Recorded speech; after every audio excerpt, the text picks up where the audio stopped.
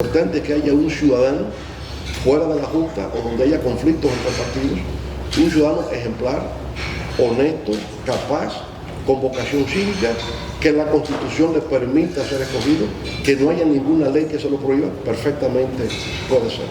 El mejor ejemplo, Milton Rey. Sobre eso mismo. Sí, sobre eso mismo, presidente, pero si acaso no es todavía más relevante, si lo es para la Junta, no es mucho más relevante para el caso del Procurador General de la República, que tenga, por ejemplo, que darle seguimiento a un caso de un compañero de partido, de asiento en el Comité Central, no es mucho más grave eso. Mire, es que Kennedy nombró a su hermano. John F. Kennedy, en el país modelo, Eso es otra sociedad. nombró a su hermano. Estamos hablando de instituciones, no de personas. Presidente, ¿qué Usted, debilidades Seria debilidad institucional. no escucho. Que hay debilidades institucionales en la República Dominicana. Que son las que estamos fortaleciendo. Porque nunca antes se había visto en la Constitución que había autonomía administrativa, funcional y operativa, nunca para el Ministerio Público. El Ministerio Público históricamente siempre fue el representante del Poder Ejecutivo ante la Administración de Justicia. Eso es lo que es el Ministerio Público. El Ministerio Público no es parte del Poder Judicial, siempre fue parte del Poder Ejecutivo. Antes de la República, en la monarquía, ¿sabe cómo le llamaban al procurador? El abogado del rey. Del rey. El procurador era el abogado del rey, el que llevaba la acusación ante el tribunal en representación del rey. Cuando viene la República, pasa a ser el procurador representante del Poder Ejecutivo ante la Administración de Justicia. Ahora, ¿qué es lo que hemos hecho con las reformas que hemos tenido? Le hemos dado más función al Ministerio Público, que es la parte de la cual no se habla, no se discute. El Ministerio Público antes estaba relegado solamente a hacer la acusación en el tribunal. Ahora, con la reforma del Código Procesal y la ley orgánica, el procurador o el Ministerio Público en general, participa de la investigación criminal. El Ministerio Público es quien traza la política criminal del Estado. O sea, tiene más funciones que antes. Antes estaba recluida la acusación, hoy participa de la investigación, cosa que antes le correspondía al juez de instrucción. Hoy es el Ministerio Público. Pero el Ministerio Público, para usted acceder al Ministerio Público, usted tiene primero que ser un egresado de la escuela del Ministerio Público. Hay una escuela de la magistratura y una escuela del Ministerio Público. Y se entra por concurso. Entonces, cuando usted ya aprueba las asignaturas de la escuela, compite para entrar como fiscalizador. Y hay una institución que es el Consejo del Ministerio Público, que va evaluando el desempeño de los distintos miembros y los va promoviendo en base al mérito. Y así como de fiscalizador usted llega a fiscal, y en base al mérito a procurador de corte, y en base al mérito se escogen procuradores adjuntos por parte del Consejo del Ministerio Público, no el presidente de la República. Pero en la práctica ese procurador que depende de ese poder ejecutivo que es administrado por un partido, muchas veces esos concursos, y en una denuncia muy seria en la gestión pasada, son amañados, presidente. Por eso es que le hemos insistido con la pregunta. Pero yo le diría lo siguiente, si lo que interesa es el tema de corrupción, podemos hacer que el procurador adjunto de corrupción sea designado por el Consejo del Ministerio Público. Y no hay que modificar Constitución para eso. Hay un mecanismo legal e institucional para que usted pueda hacerlo. Lo que interesa es la corrupción. Pues vamos a nombrar al procurador adjunto anticorrupción, que es el que va a desempeñar la función investigativa y de acusación. Y no lo nombró el presidente. Presidente, uno lo escucha... Y no tuvo que cambiar la Constitución. Yo tengo pisoteado descaradamente. Yo aguanto. Uno lo escucha a usted hablar sobre este tema y uno llega a la conclusión, se lo diríamos, como le diríamos en Cristo Rey, que usted le tiene miedo, como el diablo a la cruz, a una reforma constitucional. ¿Por qué? Mire, el que promovió la reforma constitucional más radical que ha tenido este país ha sido yo. El que menos miedo le puede tener soy yo. Ahora, ¿cómo lo hicimos? Durante 2 años. Convocamos a todo el país, organizaciones cívicas, culturales, deportivas, académicas, partidos políticos, una comisión de 15 juristas especialistas en temas constitucionales, asesoría internacional presidida por el actual presidente del Tribunal Constitucional de España. Y en esa discusión democrática, participativa, logramos la Constitución del 2010 considerada una de las constituciones de mayores condiciones, de más calidad en Iberoamérica, dicho por juristas internacionales. Por tanto, si alguien no le tiene miedo, soy yo. Ahora, una destacada dirigente del PRM llegó a decir que en la reforma constitucional se plantearía bajar el porcentaje del 50% para ganar las elecciones. Eso fue Milagros Ortiz Bosch. Exactamente. Entonces, hay cosas que se ven y cosas que no se ven, ¿verdad? Y la que no se ve en este caso es que la intención real... a bajar ese porcentaje, el 45%. No, que se quede en 50 más 1. Pero usted, la fuerza del pueblo le teme o no está de acuerdo con ¿Con qué?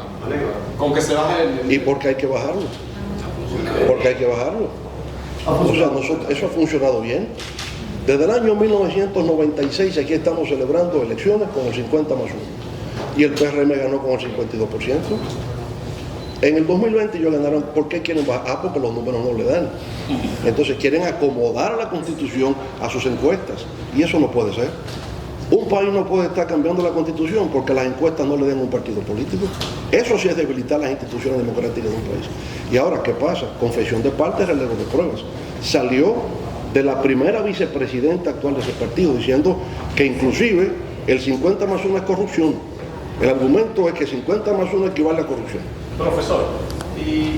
Vamos a dejar a Joel, que él también tiene derecho a preguntar. Joel. Sobre ese punto, que el profesor dice que los números no le dan. ¿Cuáles son los números que usted tiene en este momento? Los números que yo tengo son los mismos que ustedes tienen también. Que, sí, claro, pues ustedes hacen encuestas, ustedes constantemente ven eso. Al día de hoy, el presidente de la República está entre el 39% y 42% de intención de voto. Tiene una favorabilidad de un 49%, intención de voto entre el 39 y 42%. En el caso nuestro, entre 30 y 34%. De manera que la brecha se va estrechando. Eso no, es que yo he ganado con 50 más 1. Yo siempre he ganado con 50 más 1. Presidente, no es cuestión de conveniencia. No es cuestión de conveniencia. Bien. Presidente, Joel Suero, muy digital. Finalmente, Joel. A principio de semana, a raíz de las críticas constantes que usted ha hecho en el tema del manejo de la crisis y la producción nacional, sí, el presidente Luis Abinader, en una rueda de prensa presentando el plan Siembra RD, planteó a la ciudadanía que buscaran en Google ciertas referencias. Entonces, a mí me gustaría saber, si buscamos en Google sobre cómo Leonel Fernández enfrentó las crisis que le tocó enfrentar siendo presidente, ¿qué encontraríamos? 1. 2, Monegro, para aprovechar. 2, con ese señalamiento del presidente Abinader, ¿entienden ustedes como equipo, como partido, que lo escogió inmediatamente como el candidato a vencer en el 2024? Y por último, un amigo de las redes sociales que está en la transmisión en vivo, Giancarlo José, pregunta: ¿por qué usted quiere volver a ser presidente? ¿Cuáles son sus nuevas propuestas? Bueno, con respecto a lo primero, si buscamos en Google cómo manejamos la crisis, sobre todo del 2004 al 2012, encontrarán que cuando llegué al gobierno en el 2004, el Producto Interno Bruto era equivalente a 18.000 millones de dólares. Y que cuando terminamos en el 2012 era equivalente a 64.000 millones de dólares.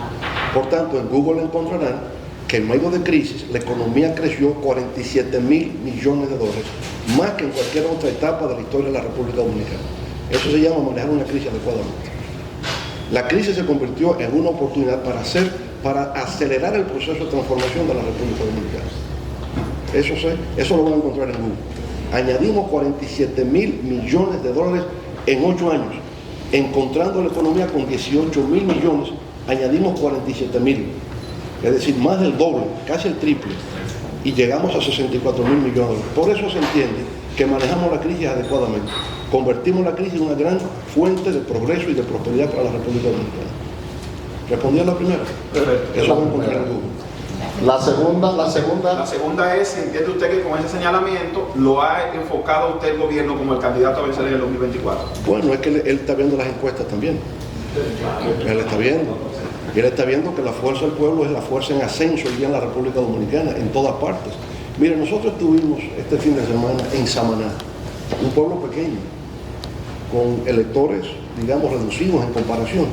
Repleto ese polideportivo, pero no cabe un alma, ni cuando yo era presidente, que fui a inaugurar el polideportivo, había tanta gente a favor. Fuimos a Puerto Plata, juramentamos 2.000 jóvenes en Puerto Plata que pasan a la Fuerza del Pueblo. Descubrí, hay unos talentos extraordinarios, que después lo vamos a traer por acá para que ustedes lo conozcan. Descubrí un orador de antología, con menos de 30 años de edad. Fabuloso. Uno va descubriendo eso. Mire, sectores empresariales, profesionales, hoy día se acercan a la Fuerza del Pueblo porque quieren participar. Hay un descontento, hay un disgusto que yo diría se ha venido creando en los últimos 3 o 4 meses. Eso va en ascenso. Y es porque ha habido una conducción equivocada de la crisis. Primero porque se exageran las cosas. Crecemos a un 12, 3%. Hay una hipérbole con respecto a todo. No es que estamos bien, estamos lo mejor posible. La filosofía panglossiana, ¿no? O sea, si yo tengo ojos y veo, y tengo nariz y respiro, no es que estoy bien, estoy lo mejor posible. Y eso parece ser la actitud que tiene el gobierno. La hipérbole, la exageración, estamos súper. Y entonces, de alguna manera también no ponen las cifras estadísticas en contexto para interpretar la realidad. La tercera pregunta que viene de La tercera que hace el usuario de Hoy Digital en la transmisión en vivo dice: ¿por qué usted quiere volver a ser presidente? ¿Cuáles son sus nuevas propuestas? Porque hay tareas inconclusas en la República Dominicana, justamente de consolidación de un Estado social y democrático de derecho. Y por otra parte, crear las bases, ¿no?, para un nuevo modelo de crecimiento y desarrollo sostenible en la República Dominicana, que dicho en síntesis, nuestra gran aspiración es pasar de un modelo de trabajo intensivo que ha sido exitoso durante los últimos 50 años y acelerado en los últimos 25, a un modelo de capital intensivo con un fuerte componente tecnológico para mayor productividad y competitividad. Ese sería nuestro sueño. Dicho en síntesis, tendremos que ponerlo en un programa de gobierno, pero es eso. 2 ideas: fortalecer un Estado social y democrático de derecho, puesto en riesgo en algún momento, y en segundo lugar, transformar un modelo de crecimiento y desarrollo en la República Dominicana que se fundamente en el uso intensivo de la tecnología para mayor productividad y competitividad. Señor presidente, Eliana Cuevas, de Telenotícias. Usted decía hace un momento que están juramentando constantemente cientos de personas en la Fuerza del Pueblo. A propósito de eso, hoy decía el vicepresidente del Partido de la Liberación Dominicana, Juan Ariel Jiménez, que en esas juramentaciones las personas que hace un año pasaron a la Fuerza del Pueblo son juramentadas hasta 4 y 5 veces, que es un tema de percepción. ¿Qué usted le respondería? Bueno, las encuestas dicen otra cosa.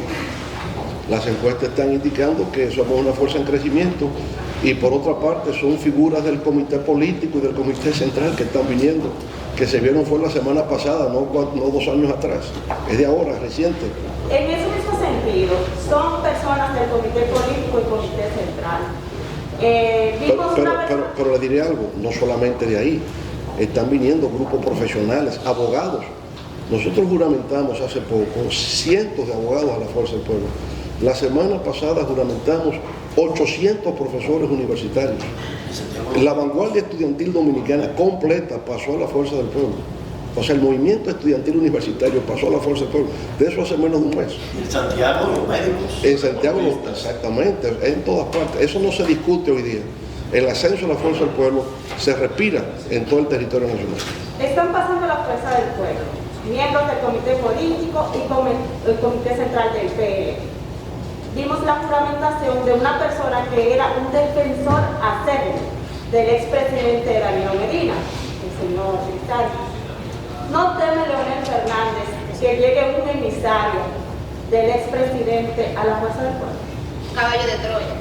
Un caballo de Troya. Bueno, todo es posible en la vida, pero esperemos que no. Todo es posible, pues ahora. Don Ángelo. En los últimos meses el Partido de la Liberación Dominicana ha basado su defensa en promover algunos aspirantes presidenciales, diciendo que en el caso del PRM ya tienen un candidato y que en el caso de la Fuerza del Pueblo también tienen un candidato. Basado en las respuestas que usted ha dado recientemente, uno puede deducir que es así, pero me gustaría escucharlo directamente. ¿Ya usted por aclamación es candidato de la Fuerza del Pueblo? Mira, nosotros respetamos la ley de partidos y la ley de régimen electoral que establece plazos para poder proclamar una candidatura. Nosotros estamos en la construcción de un partido, como bien lo señaló José al inicio de su intervención, en la construcción de un partido. Nos pusimos como meta en una primera etapa llegar a 1 millón de afiliados. En octubre del año pasado llevamos a la Junta Central Electoral un padrón de 650.000 afiliados. Bueno, hoy, al día de hoy, tenemos 1.100.000. Vamos a llevar el 30 de junio, ya depurado completamente, un padrón de 1 millón de afiliados en la Fuerza del Pueblo. Entonces estamos en esa construcción. Luego, no puedo decir que soy el candidato, porque legalmente no puedo decirlo, ni siquiera precandidato. No puede haber precandidatos en partidos al día de hoy porque estaría violando la ley. Pero en su antiguo partido hay 3. Eso es tema de la Junta. Sí. Pero hay alguien más que aspira, en la Fuerza del Pueblo, hay alguien más que aspire. Tienen derecho. Todo el derecho. Hay un fuerte candidato, Omar Fernández. ¿Es la Fuerza del Pueblo una fábrica de presidentes? Usted lo verá. Usted lo verá. Se convertirá en una fábrica de presidentes, como queríamos que fuera previamente en el anterior partido. Pero su condición de presidente del partido, usted, partiendo de lo que ha visto, ¿hay posibilidades de que se presenten algunas precandidaturas presidenciales antes del 2024 en la Fuerza del Pueblo? A mí no me lo han dicho, pero tienen todo el derecho. Todo es posible. O sea, derecho lo tienen. Señor presidente, Está garantizado. El panorama que está planteado en base a las encuestas dicen que hay una segunda vuelta electoral. ¿Usted entiende que es posible hasta ahora una segunda vuelta electoral en la República Dominicana? Y si, de ser posible esa segunda vuelta electoral, ¿con qué partido usted pactaría? ¿Se daría más afín usted una alianza política para la segunda vuelta? Mira, estamos a 2 años de las elecciones. Muy a destiempo para hacer predicciones de ese tipo. 2 años. Ahora, ¿qué es lo que uno está viendo? Digamos, lo que uno observa en el panorama internacional y lo que vemos para República Dominicana. Siempre ha habido una correlación entre economía y política, siempre. Ahora hay un elemento nuevo, que es una correlación entre tendencias de la economía global y resultados electorales nacionales. Eso es nuevo. Entonces, lo que estamos viendo como tendencia es que en América Latina, del 2019 al 2022, se han celebrado 13 elecciones presidenciales. Y de esas 13, 12 partidos de gobierno han perdido las elecciones. Esa es la tendencia. ¿Por qué? Porque el impacto que va teniendo la situación económica de deterioro hacia los sectores populares. Cuando usted habla de inflación, usted está hablando de sectores populares. Entonces el descontento, el enojo, la inconformidad se manifiesta electoralmente, por suerte, electoralmente y de otra forma. Entonces, si vemos eso como tendencia, usted se da cuenta que en República Dominicana el gobierno no las tiene de su lado, no está tan a favor. Y hay una dinámica política, ¿verdad?, donde se van generando coaliciones y se suman fuerzas, etcétera. Pero insisto, estamos muy a destiempo, tenemos que ver cómo esa dinámica se va desarrollando en el tiempo. Evelyn. 2 preguntas. La primera es, al principio, con relación a lo que le preguntó yo, usted decía que le quedaban tareas pendientes y que por eso quería volver. Dentro de las tareas que usted entiende que le quedan pendientes, ¿cuáles son esas? Y una pregunta que nos hacen a través de las redes sociales, la usuaria Rose a través de Instagram nos dice: en la próxima contienda electoral hay muchas posibilidades de que usted se encuentre con una persona que fue su pareja sentimental. ¿Qué opinión le merece eso?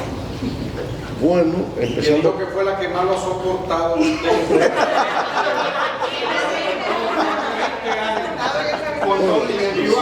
Sí. Y hay que decir que lo dijo y sonrió. Yo diría, si eso ocurre, si eso llegase a ocurrir, sería la expresión de cuánto se ha democratizado la sociedad dominicana.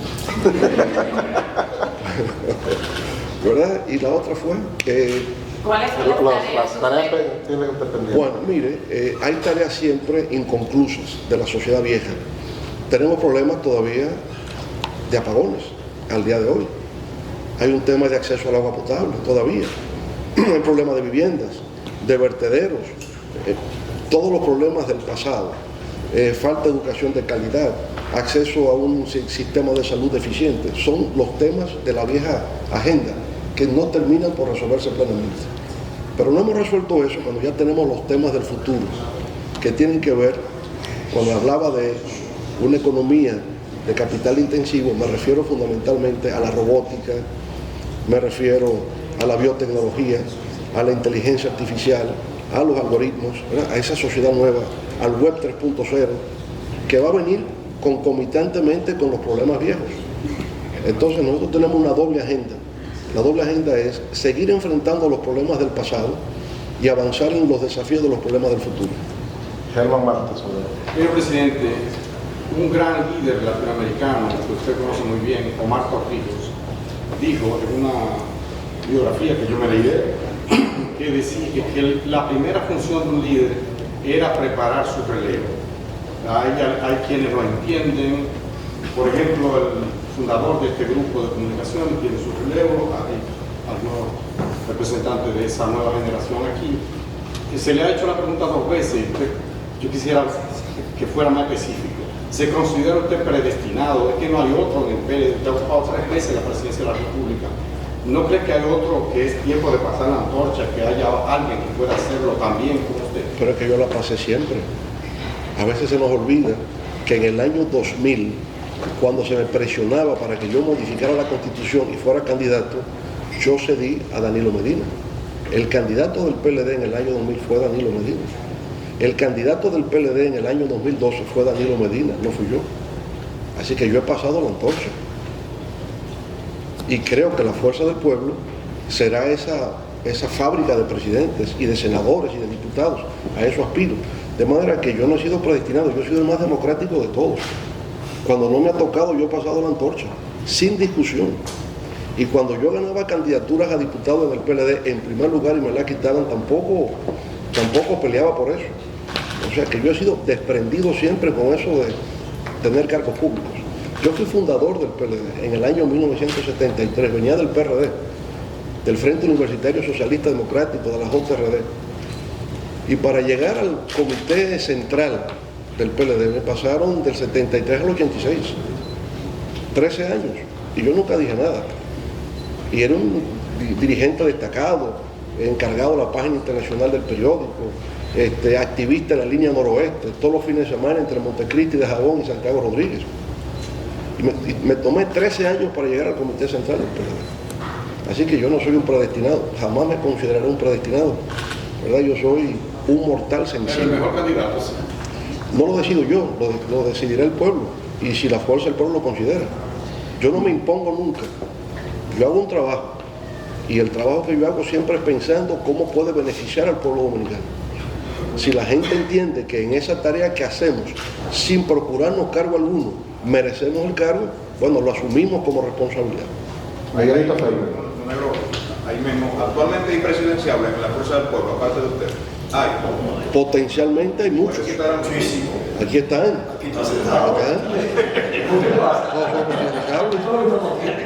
Miguel Ferrer. ¿Sí?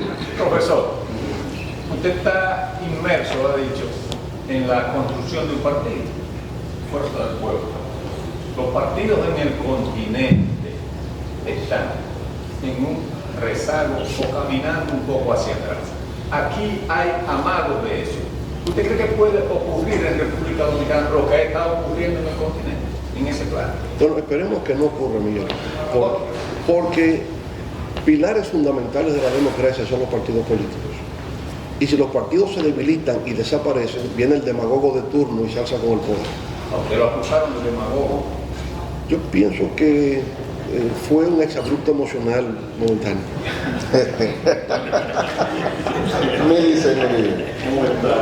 Presidente, Millicent Uribe, del periódico Hoy, que ahorita entré abruptamente y no me presenté. Usted identificaba hace un rato el tema de la seguridad ciudadana como uno de los retos que tenemos como país. Y si la memoria no me falla, usted fue el primero en identificar a Haití como un estado fallido. Me gustaría saber qué propuesta de solución le ofrecería a los dominicanos y a las dominicanas con 2 temas puntuales: Haití y reforma policial. ¿Qué usted haría distinto en esta ocasión? Bueno, el problema de Haití se ha agravado, ¿verdad? En nuestra época venía mal, pero por ejemplo me tocó la oportunidad de coincidir con el presidente René Preval, que yo pienso que le garantizó a Haití una etapa de estabilidad política. En la época de Preval había estabilidad y fíjese que fue reelecto después y todo transcurría en un contexto de paz. Hablábamos constantemente por teléfono, nos reuníamos en los encuentros internacionales y manejábamos la situación dominico-haitiana. Ahora, actualmente, más que un Estado fallido, hay un Estado colapsado, peor todavía, porque no hay autoridad alguna en Haití. Y por tanto eso obliga de nuestra parte a reforzar los mecanismos de seguridad. Tiene que ser en la frontera, obviamente, el tema migratorio, ser más riguroso con el tema migratorio. Fíjense que ya ni los autobuses hoy día están viajando, están cruzando la frontera hacia Haití por los secuestros que se están dando. Entonces tenemos que reforzar la frontera, tenemos que reforzar los mecanismos migratorios, establecer la legalidad de quien cruza hacia el territorio dominicano. Tenemos que ver todo eso, ¿verdad? Porque nadie nos puede a nosotros cuestionar el derecho que tenemos, el derecho soberano que tenemos como nación de deportar diariamente a todo el que esté ilegalmente en territorio dominicano. Cada día deportan a dominicanos de Puerto Rico y de Estados Unidos y nosotros no decimos nada porque no tenemos derecho a decir nada. De igual forma tenemos nosotros derecho soberano a repatriar a todo el que esté ilegalmente en la República Dominicana, aplicar las leyes nuestras, pura y simplemente. En el ámbito de la seguridad ciudadana, yo diría que el problema... Disculpe, presidente, antes de que pasemos a la seguridad ciudadana, quiero abundar un poquito con Haití. ¿Considera usted que Haití se ha constituido en un riesgo para la seguridad interna en la República Dominicana? Absolutamente, al día de hoy sí. Y lo estamos viendo por el hecho de que ya conductores de autobuses están siendo secuestrados en Haití. Ya eso representa una amenaza. Y por igual el ministro consejero que fue secuestrado también en Haití, o sea, ya lo es propiamente. Y lo es por el hecho de que al no haber una autoridad legítima en Haití, sino que está en manos de bandas criminales que se organizan en una federación, bueno, el problema es gravísimo. Y ya no solo para República Dominicana, hay presencia haitiana en Jamaica, en las Bahamas, en la península de Yucatán, en Chile, en Brasil. O sea, ya se ha convertido en un problema. Por lo cual incluso se está viendo como una coalición de países latinoamericanos, ya que la comunidad internacional hoy día está a distancia del tema haitiano y más distante por lo que hoy la atención mundial está en Ucrania y Rusia, no va a estar en Haití. Ahora, a nosotros, los afectados, Jamaica, República Dominicana, México, Chile, Brasil, sí nos interesa buscar una solución al drama haitiano. Entonces eso, yo creo que esa labor colectiva de los países más afectados de la región puede contribuir a buscar una solución. En lo inmediato yo creo que hay que prepararse para unas elecciones, aún en las condiciones adversas, porque tiene que haber una autoridad legal y legítima que no existe, que ponga orden. Siento que en Washington, incluso ahora también, hay unos think tanks que están incorporando el tema Haití como un tema de reflexión para sugerir políticas públicas. Eso es importante también, ¿verdad? A nosotros el tema haitiano no solamente nos interesa por la presencia ilegal, masiva de migrantes, es también el tráfico de drogas, es el tráfico de armas, es el tráfico de personas. Tenemos que proteger la frontera contra todo eso, tenemos que proteger nuestras costas por todo eso. Así que el tema haitiano se erige también en un tema fundamental de la agenda de seguridad de la República Dominicana. ¿Y usted hubiera construido el muro también? ¿Qué opina del muro? Hoy el muro está menos en discusión que antes. ¿Está? En menos discusión que antes. ¿El muro? El muro. Ahora, depende qué tipo de muro usted quiera construir, porque también hay una diversidad posible de muros. Yo creo mucho en la tecnología. La policía. Tecnología, yo creo que es mejor solución. ¿El muro? Porque sería un muro tecnológico. Es un muro. Bueno, usted tiene sensores, tiene satélites, tiene una serie de mecanismos, cámaras, que le permiten tener una mejor vigilancia y control de lo que se mueve en un lugar determinado. Hoy día la tecnología de control al crimen son cámaras, sensores y satélites. El muro físico cada vez menos. Exacto, el Chapo Guzmán haciendo un túnel para escaparse de la cárcel, todas esas cosas posibles. Milicen le tenía la segunda parte de su pregunta y era sobre el tema de la seguridad ciudadana, y yo le agregaría al tema de la seguridad ciudadana la reforma policial. Era eso justamente, que el área distinto para la reforma policial. Mire qué ocurre. Empezaba a decir que debido a las discrepancias que ha habido en Colombia con respecto al proceso de paz, un componente era la sustitución de cultivos de hoja de la coca por cultivos legales. Eso no se ha hecho en Colombia. Y por consiguiente lo que ha habido es un aumento de la producción de hoja de la coca y procesamiento de cocaína que cruza el espacio aéreo colombiano, el venezolano, y entra en el Caribe y llega a la República Dominicana. O sea que tenemos un problema de aumento